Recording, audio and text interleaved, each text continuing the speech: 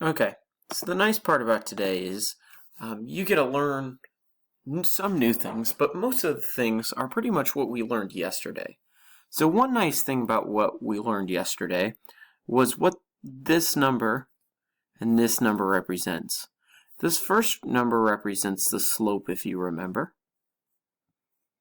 And that back number represents what we like to call the y-intercept. So hopefully you remember that. Okay. And today we're going to graph this line. Now the most important thing you need to remember is these are the shortcuts for how you graph a line.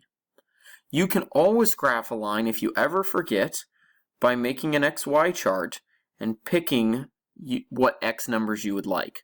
We aren't going to use that because it's slower and there's a faster way for us to do this. The faster way is this constant number is always my starting point or my y-intercept, which for us, since it'd be up 1, it'd be up 1 on the y-axis, or it'd be right here. This number in red would be my slope, and the slope tells me my rise and run. So a slope of 2, 3 would tell me to go up 1, 2, and over 1, 2, 3. And then I would have the same thing over here. Up 1, 2, over 1, 2, 3. And I could keep going in that pattern.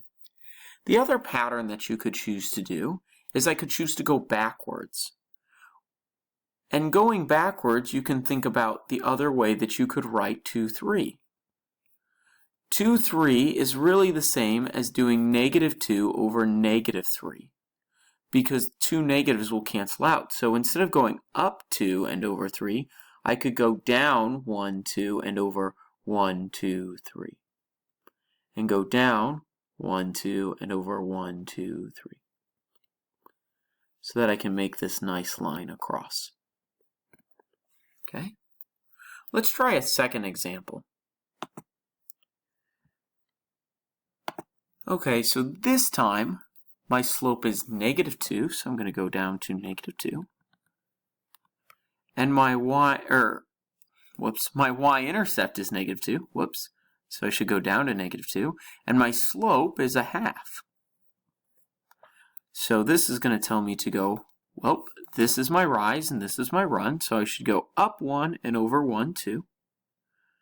I can go from this point up 1 and over 1, 2. I could also go in reverse, so down 1 and over 1, 2. Or down 1 and over 1, 2. So again, we can make this nice line right here.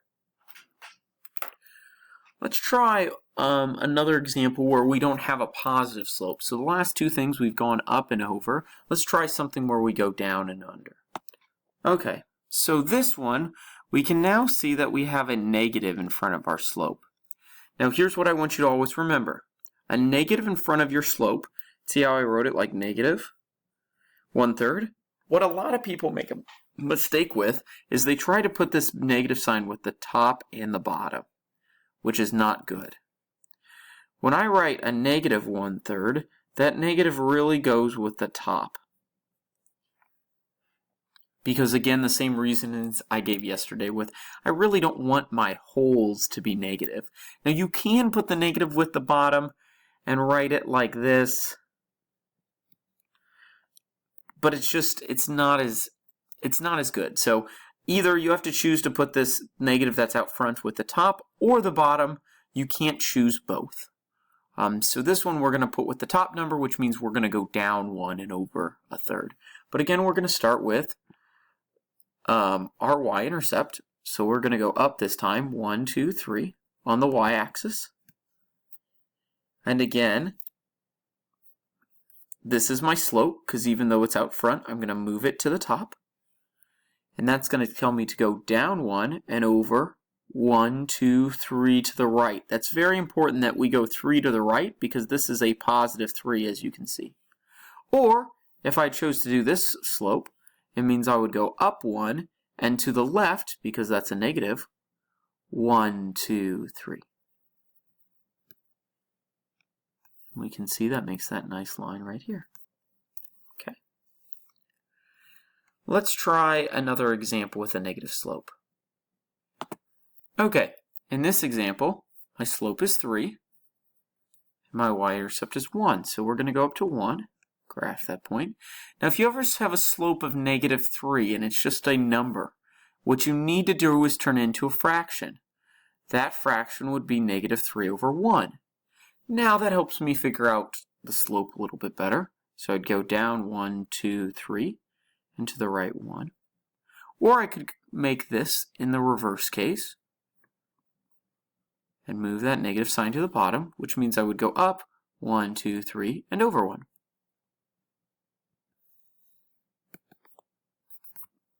There's my line. Let's do 2 more examples.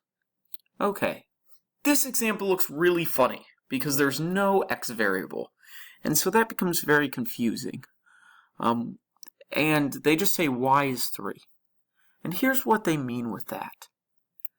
When they say y is 3, they just really mean that for any x value that I pick, y is 3. So essentially, I have to go up to where y is 3, 1, 2, 3, which is right there because it's 3 on the y-axis. And then I just go along, and for every single x value, y is 3.